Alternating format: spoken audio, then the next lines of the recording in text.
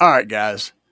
So today I have a little piece of music pulled up here on the screen, and I'm going to show you guys something that's really important in the car audio world.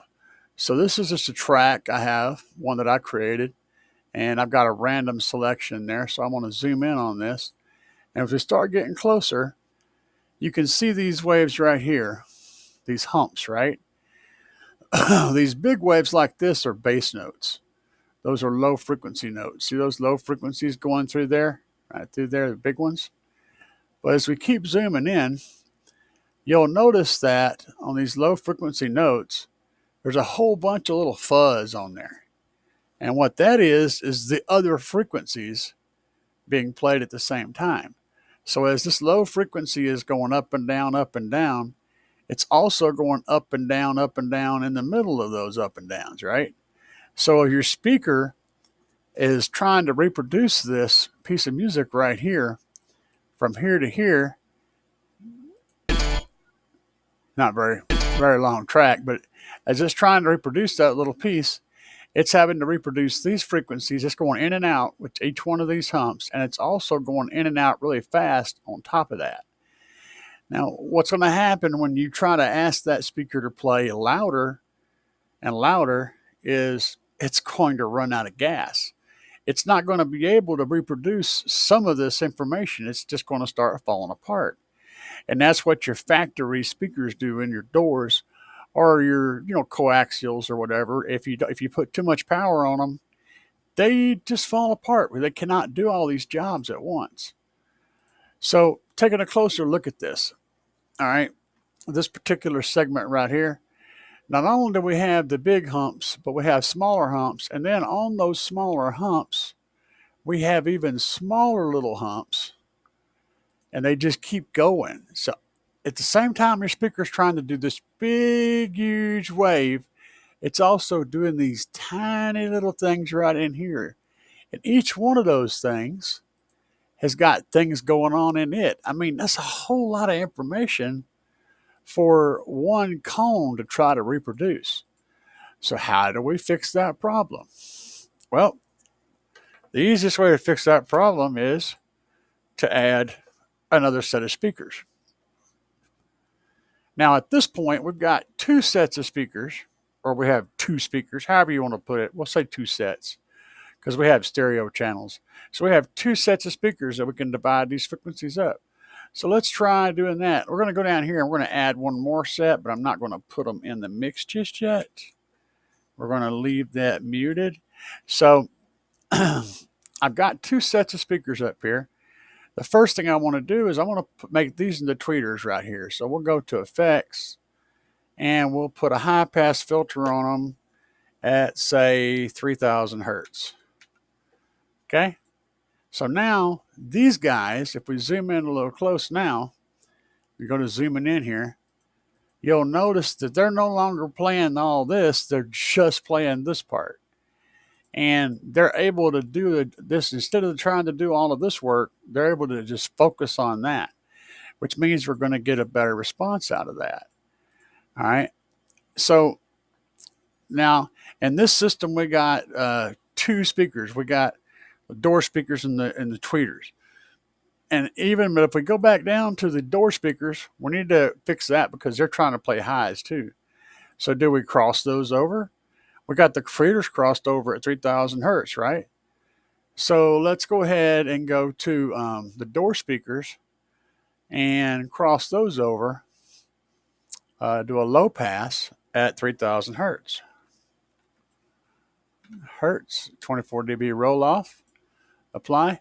So now if we look at the door speakers this time, there's not as much happening here. So if you look at what's going on here, there's a whole lot of information getting played by these tweeters. The door speakers are handling the bass frequencies and then some of the mids also, but they're not handling those highs. So there's a little bit less going on these humps. They're going to be able to do this job a little bit better. But you still notice you got a big wave here, and then you got little waves in it. So there's still a problem, right? It's not perfect. So if we go back and zoom back out here, you can see it right there. You see the big bass frequency in there? and also the littler frequencies.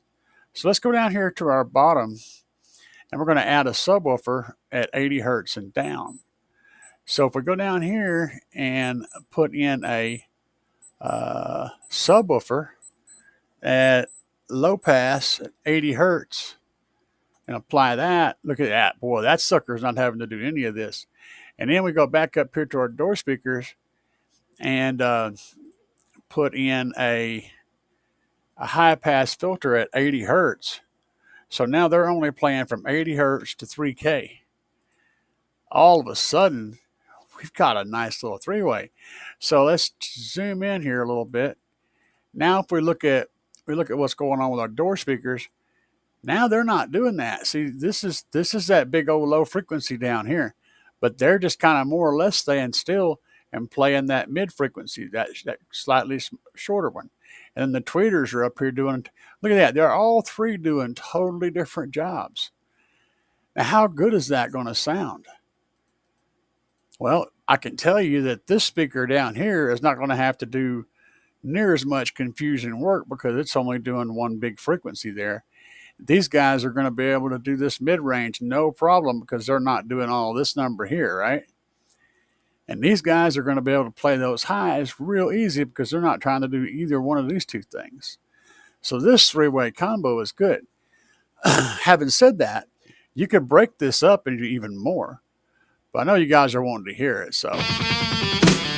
Out in the country, we do it like a hold down. Big bass system, dropping thunder all around town. Locked in the back with the doors wide open. Now let's take the subwoofer out. And the guys are hoping. Foot stomping, ground pounding, backyard. All right, no subwoofer. Everybody's here getting down from the ground. All right, let's take the mids out. Look at that. Well, them mids are important, huh? Now we take the highs out. Turn it up. And you'll notice most of that sound is still there. In fact, if we mute the subs and the tweeters, the vast majority of the music is still here. Everybody gonna get loud. So there's still a whole lot of music left whenever you take the tweeters and the subs out, but it really does take the bottom end and that sprinkle right out of it too, doesn't it? So the main thing to take away from this is the reason for components is to create the scenario where your speakers are not having to do multiple jobs. They're able to concentrate on one job and do it very well. And while you can get away with playing, all the frequencies on one driver at low volumes, you can't do that at high volumes. And the higher the volume is you're trying to play, the more you're going to need to separate those sounds so that you're not asking one speaker to try to do multiple jobs, or elsewise it's not going to do any of them very well. Hopefully you guys found this helpful. If you did, be sure and slam that like button down below and hit that subscribe button. And by all means, leave comments. I want to know what you guys think about this. Whether I helped you sort something out in your head, whether I gave you some information you may not have realized, or whether you disagree with me completely. Leave comments. I love reading comments and I respond to every one of them. Guys, have a good one. Peace.